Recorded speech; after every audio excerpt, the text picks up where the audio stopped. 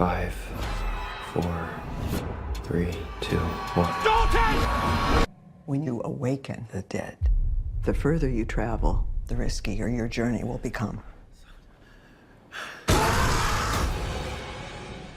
Welcome back. Today I will recap a 2023 American supernatural horror film named Insidious, The Red Door. Before we start, it is a request to please like and comment on the video as it will help us to grow our reach. The film opens with the ending of the second film, where Josh and Dalton Lambert are getting their memories of the further erased by Dr. Carl, and that they will only remember Dalton's coma and his recovery. The movie jumps to 9 years later, and we see Josh and his family at his mother Lorraine's funeral. Josh and Renee are divorced, but she brings Dalton, Foster, and Collie to the funeral. After everyone leaves, Josh tries to talk to Dalton, but we see that their relationship has become strained after the divorce. Josh then goes to Renee, who tells him that Dalton is just anxious about leaving for school next week. He thanks her for organizing his mother's funeral, and she says why doesn't he drive Dalton to school? But he says he can't. She asks him why, but he didn't have an answer. Just then, Renee sees Dr. Carl there, and she leaves there telling him to think about it. Now when Josh was about to leave, he noticed Carl there and approaches him. He asks him does he know him, to which Carl says he knew her mother but they lost touch. Josh asks him his name, and when he tells him his name, Josh doesn't recognize him and appreciates him for coming. Josh goes to his car and hesitantly texts Dalton to see if he is cool with the idea of Josh driving him to college. Behind Josh's car, a blurry figure can be seen walking toward it.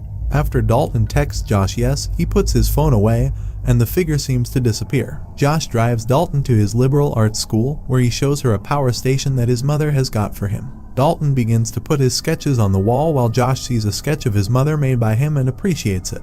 Dalton says it's from a photo that he found at the house, and it felt like she was hiding something from the last few years. Dalton then puts up his drawings and artwork, which include his siblings and mother, but not Josh. Josh says he doesn't blame him for this, it's just he himself has been a little foggy the past few years, and he has not been able to manage time for him and his siblings. Only then does Dalton's roommate Chris Winslow enters the room, though he feels there has been a mix-up due to him believing she would be male because of her name. Chris, thinking she interrupted them, leaves there saying she will be back. After she leaves, Dalton and Josh get into an argument as he heard him telling his mom that he did not want to drive him to school. Josh gets furious and calls him ungrateful shit, to which Dalton says no wonder mom divorced him. Josh then leaves there, and both of them quietly tear up to themselves. Later that evening, while Chris and Josh play a game to know each other, he tells her that he doesn't remember when he was 10.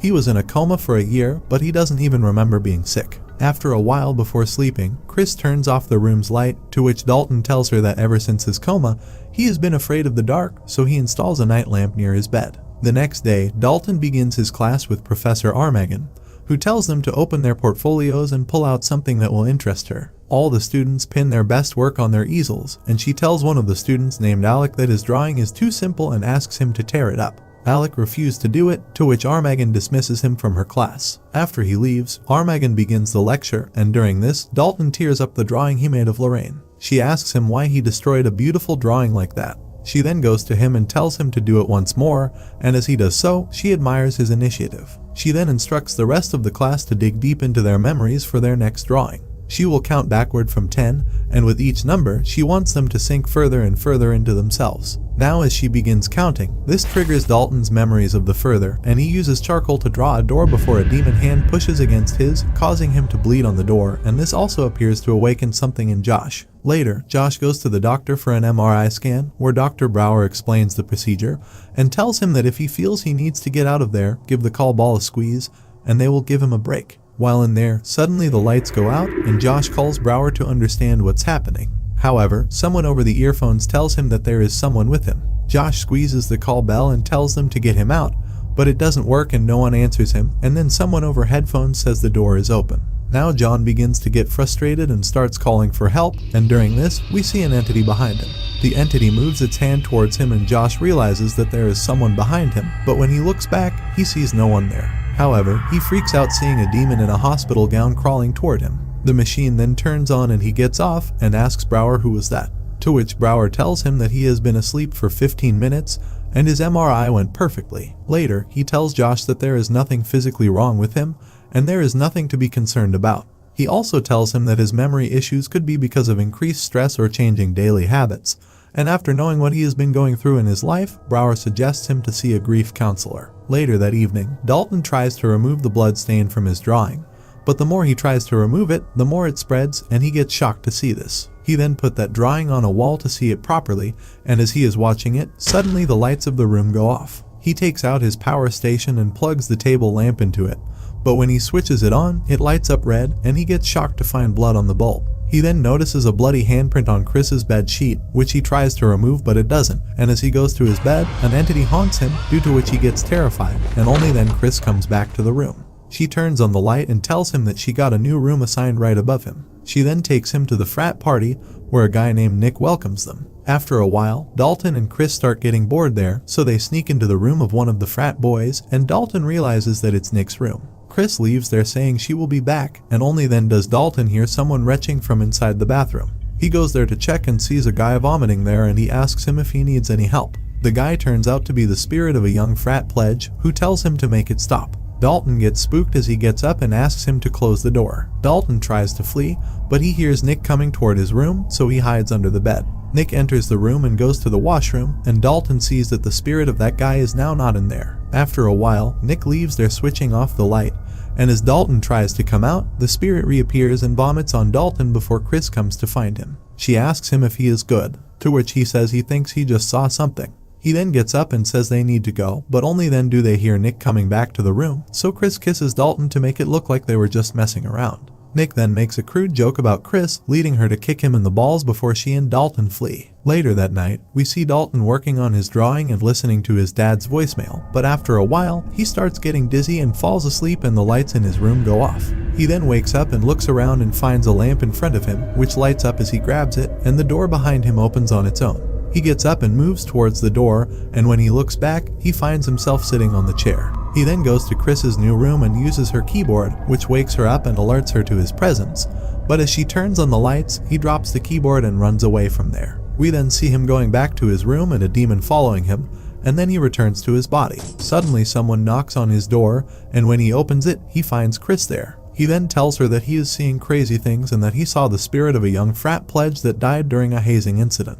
It started with an art exercise when she asked them to dig deep into their subconscious, and he drew this door. Tonight, he was painting and then he fell asleep, and when he woke up a lantern appeared, and then he walked to her room. She gets up to check his painting and then sits there to listen to him, and he tells her that he feels like he is getting closer to something, or something is getting closer to him. The next day, Josh is in his home trying to do an exercise where he hangs up pictures of his loved ones to try and remember them since his memory is feeling fuzzy. Outside, the same figure that stalked him at the cemetery starts walking closer to the window before it crashes through and attacks Josh. Josh freaks out and the spirit tries to reach out to him, but he flees and locks himself in his room as it chases him. He then calms himself and checks out and finds that it's gone, but suddenly it appears in front of him and pushes him back, causing him to fall and faint.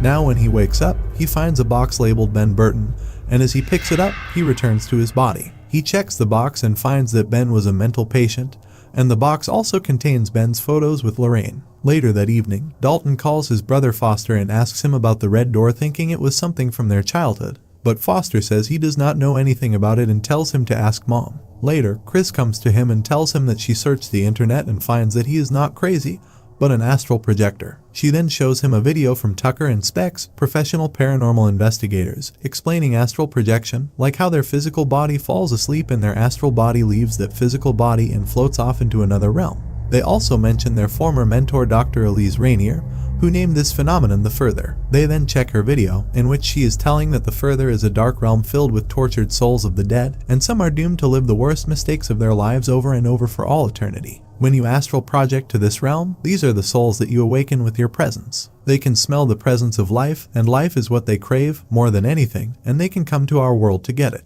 After the video ends, Dalton tells Chris that the spirit from the frat house told him to close the door, and what if he was talking about this door? He says he needs to find out, and for that, he has to communicate with that spirit. They then sneak into a room next to Nick's room, and because he wanted a dark room for astral projection, he asks Chris to switch off all the lights, and himself sits in a corner. Chris then begins the countdown, and soon after, Dalton falls asleep. After a while, she notices the door of the room opening, seeing that she gets excited.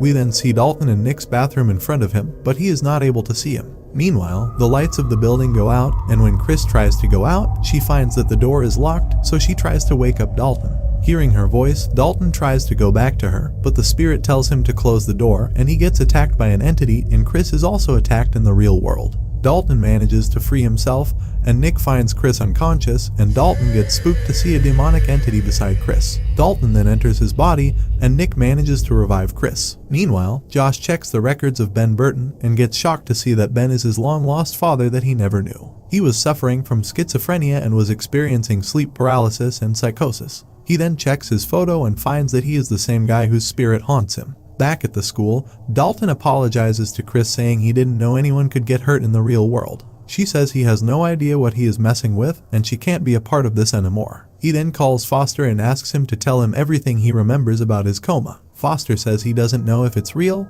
but he remembers they were in a room somewhere, like a basement. Dalton gets some vision, and he rushes to his room to complete the drawing, and when he finishes it, he gets furious to see that the guy with a hammer is Josh. On the other hand, Josh visits Renai to speak to her about what he learned about his father. He says the man has been dead and gone for more than 40 years, so how he is terrorizing him here now in the real world. He also shows her a note that Ben left for Lorraine the day he died and asks what ends with him and what's happening to him. Meanwhile, Dalton texts Chris that it wasn't a coma and that he is going to find the answer. He then sits in front of his painting, and only then the demon blows off a candle, causing the lights of the building to go out. Here, Renai reminds Josh that Dalton and he could travel to some other dimension where they were haunted by entities. His father saw them too, and maybe he is just reaching out. They suppressed his and Dalton's memories, but it slowed him down, and she and his mom didn't know what to do, and she was too scared to tell him the truth. He gets angry and asks her why she did this, to which she tells him that because he chased them around the house with a baseball bat and tries to kill them. She knew it was not him, but that entity,